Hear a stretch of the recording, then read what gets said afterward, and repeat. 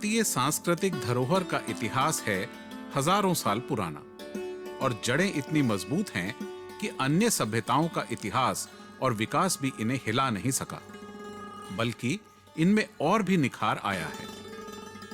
आज बाहर से आने वाले पर्यटकों को जहां हमारे पारिवारिक मूल्य प्रभावित करते हैं, वहीं हमारे हस्तशिल्प से भी वो आकृष्ट होते हैं। शायद इसीलिए हमारे जीवन में पूरी तरह रच बस गए ये हस्तशिल्प अपना एक अलग ही महत्व रखते हैं और आज अलबेले हाथों के हुनर की खोज में हम चल रहे हैं जलेसर। जलेसर उत्तर प्रदेश राज्य के एटा जिले में बसा एक अद्वितीय शहर है। दिल्ली से आगरा होते हुए कुछ ही घंटों की यात्रा में जलेसर पहुंचा जा सकता है।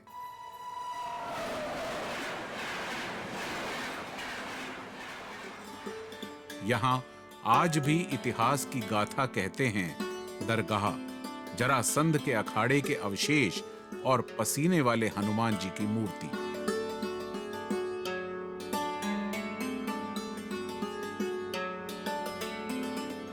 यहां मेले भी लगते हैं और विभिन्न व्यंजनों की सजावट भी है।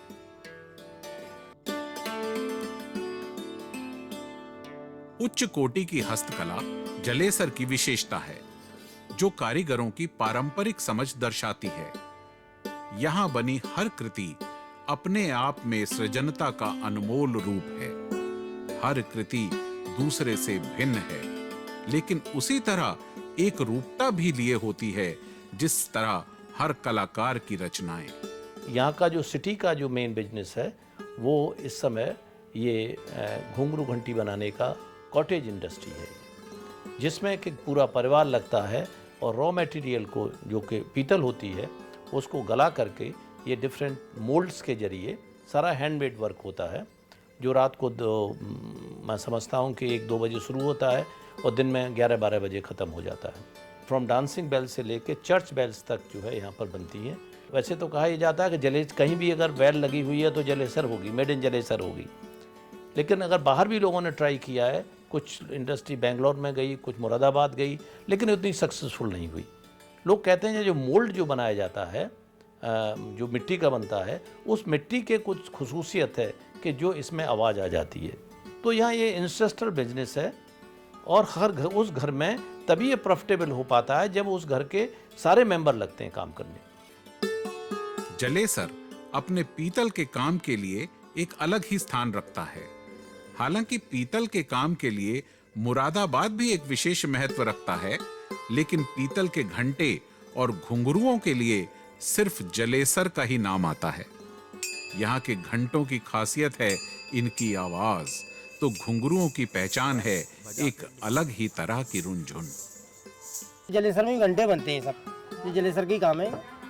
पूरे जलेसर में घंटे, घंटी, घुंघरू वगैरह सबका काम है। मैं ढलाई करता हूँ।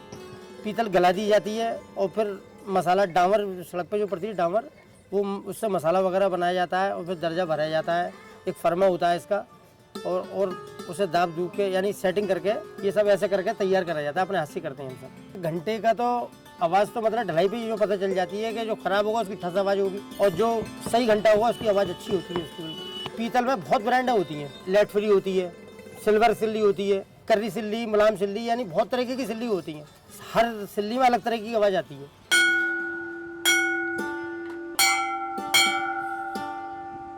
पढ़ाई करी थोड़ी सी 8-9 तक, उसके बाद कुछ करा नहीं, फिर इसी पे बैठ गए पॉलिश के काम पर ही। पीतल का ही काम है, या तो ढलाई कर लो या बस पॉलिश कर लो, और कोई काम नहीं है। घंटा, घुंघरू, झांझ, मजीरा, डांसिंग घुंघरू पैरों का सब चीज़ बनता है। पूजा का सब आइटम बनता है जलेसर। 1 किलो, आधी किलो, 250 ग्राम, 100 ग्राम, 50 ग्राम। हैवी एस्ट है सबसे 1 टन, अभी 2 टन का गया था हरिद्वार। रात के 1 बजे बैठते हैं काम पे लोग बाग। हम तो सुबह बैठते हैं पॉलिश के लिए, जो गलाते हैं माल वो रात को बैठते हैं 1 बजे। कोई 12 बजे बैठ रहा, कोई 1 बजे बैठ रहा रात के। सुबह 8-9 बजे तक बढ़ जाती है उनकी भट्टी, 1-2 कुंटल माल निकल जाता है सुबह तक।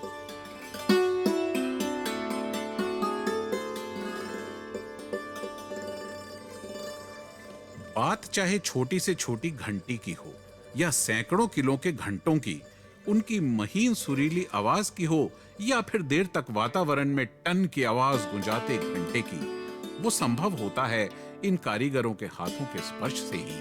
तकरीबन कर रहे हैं 15-20 साल से। सीखा था, मतलब ये लोग व कारीगरों को बिठाया इधर उधर काम कर लिया। और जो अड़ोस पड़ोस में काम होता है तो वो देखने से आ ही जाता है। हमारे यहाँ तो केवल यही घंटे का काम है। कई तरीके के होते हैं पर हमारे यहाँ तो 2 ही तरीके के बनते हैं। जैसे बम्बई है, बनारसी है, ये बनते हैं। जगह जगह का हिसाब है। जैसे बम्बई साइड में बम्बई लगता है, बनारस साइड में बनारसी लगता है। अपनी यूपी में ये बनारसी ज़्यादा लगता है, बनारस साइड वाला। ये तो बम्बई बोला जाता है, इसे बनारसी बोलते हैं।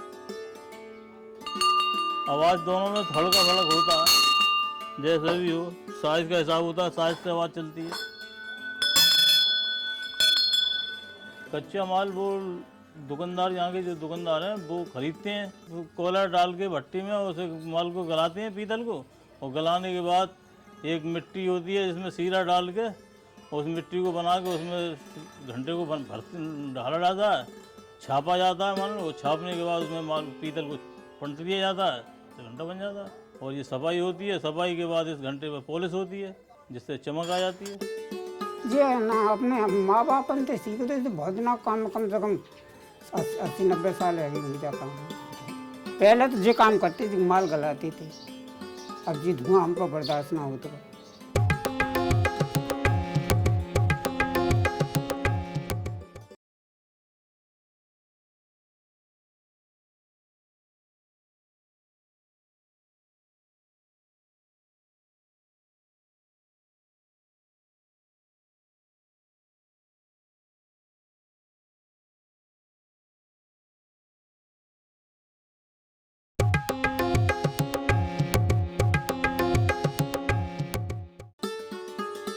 लेकिन क्या इन घंटों की टन या घुंघरुओं की छन छन में ये अपने स्वास्थ्य पर पड़ने वाले प्रभाव की खतरे की घंटी भी सुन पाते हैं या नहीं?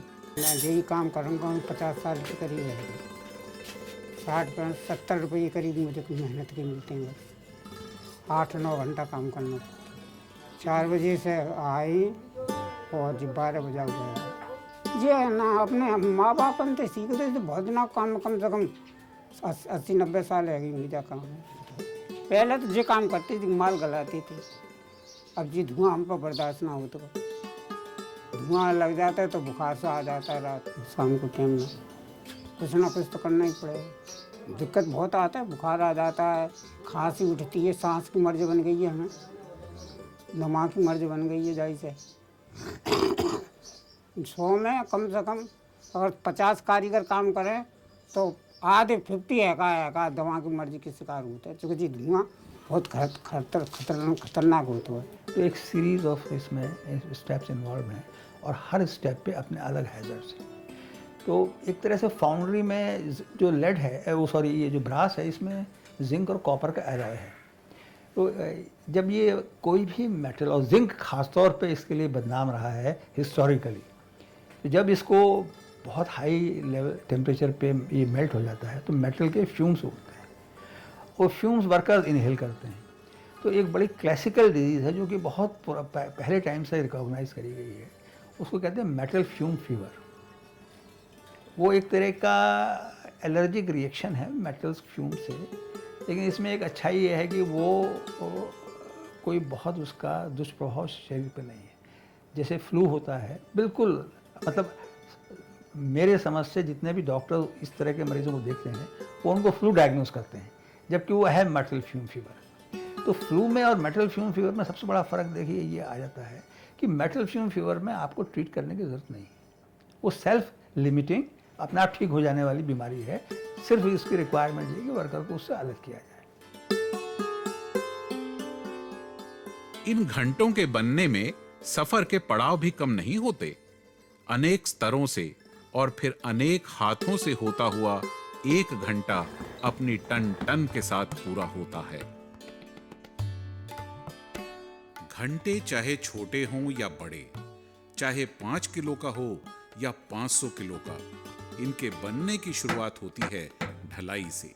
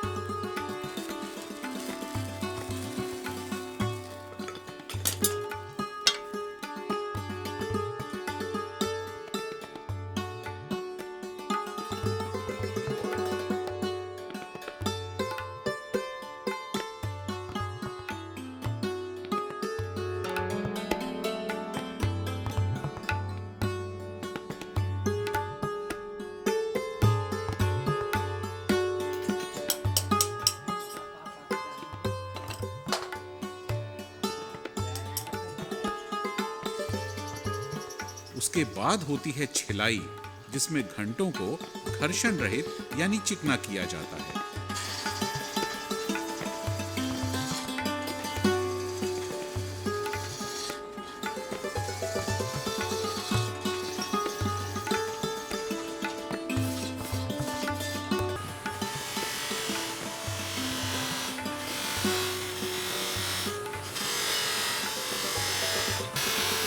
और अंत में बात आती है पॉलिश की, जिसमें घंटों को चमकाया जाता है।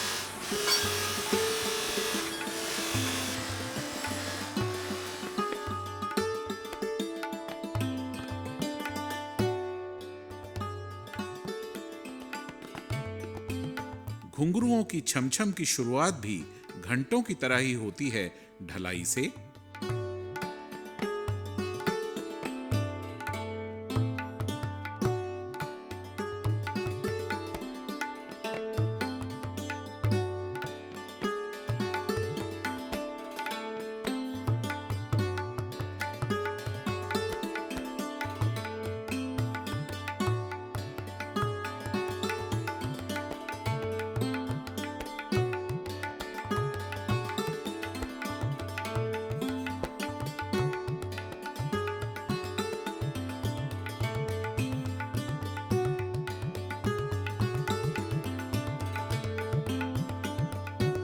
और इसके बाद घुंघरुओं के खोल में गोली डालकर इन्हें दबाया जाता है।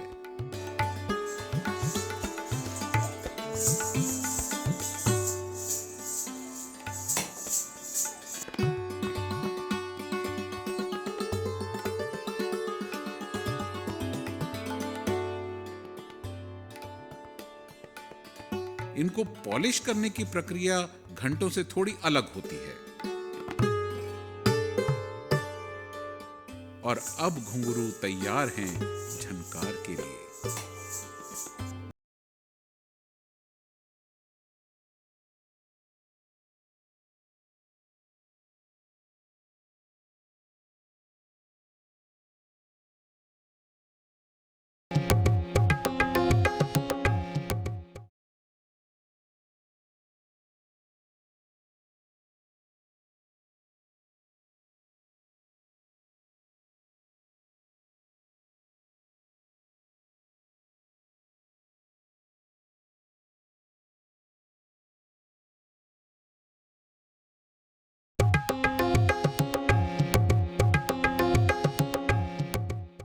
इन घंटों के बनने से हम तक पहुंचने की यात्रा में भी होती है बहुत सी खनक टनक। मेरा ब्रास का काम है, ब्रास, घुंघरू, घंटी, यही सब आइटम हम लोग बनाते हैं और हिंदुस्तान में इसकी हम सप्लाई देते हैं।